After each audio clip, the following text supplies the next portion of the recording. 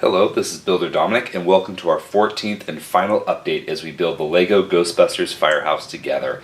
Now, for the number 14 bags, we built the fire pole inside the building. We got an extra one, which is really cool, and then like a stoplight and trash can on the sidewalk, but most of the build focused on the roof. So we really put the roof on and made the whole structure a lot more stable, and we also got a red and blue ghost.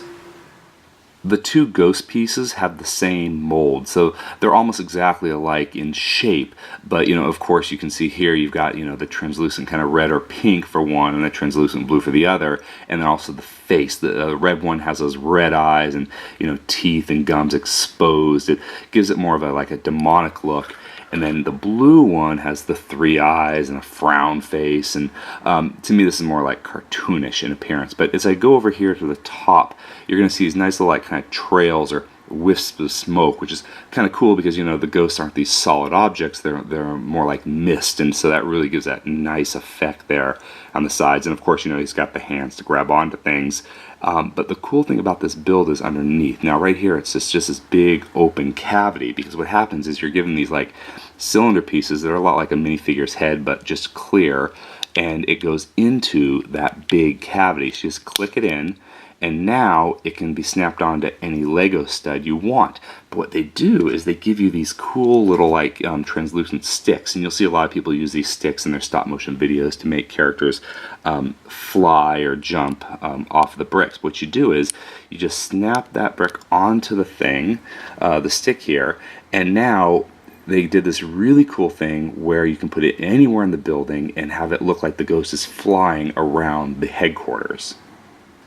So you've got this masonry work around the window, and what you can do is you just remove these little flat one-piece studs, which is not coming off easy because I'm trying to film, and then you stick the translucent pole in that hole there. So you just stick the pole in there, and now you've got the ghost flying around the Ghostbuster building. It's just a really cool effect.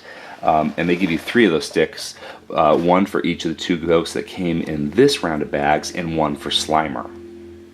The stoplight is really cool looking, and they just did an amazing job making this long pole, and then there's one long piece that gets bent to kind of give that curved appearance that you would see with a normal street light.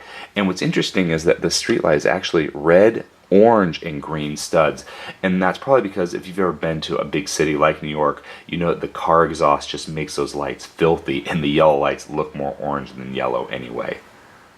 The roof itself is a very simple design. You've got these slanted red pieces all the way around. Then there's some flat plates to make it smooth around the edges. And then of course there are studs on the roof itself, which is great though, because then you can have minifigures walking around in different poses.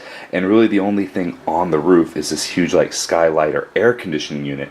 And it's really cool because again, very simple design with some grating here, but it acts as a lock for the side walls. So the side walls are actually locking into these 2 pieces here, and then there's another lock with the fire escape ladder. So what you do is you just simply take that fire escape ladder off of here, and then you'll see these 2 bricks here, and we open it up and detach it before swinging the walls out. The fire pole is pretty simple in its design. We just put these nice little black tubes together, and those go into the wall to secure it at the base. There's a handle here for the minifigures to hold on to as they slide down the pole, and it spins to represent how they'd slide and spin down the pole. And then as we go up the pole, you're going to see it going all the way from the first to the second and finally to the 3rd floor. And when we get to the 3rd floor, you're going to notice that those black cylinders are back there at the top, and we just put those into the wall again, and it's securely in place and not going to move when those minifigures slide up and down the pole. Thank you for joining me on our 14th and final update of the LEGO Ghostbusters Firehouse build. This has been a wonderful journey, and I thank you for enjoying it with me.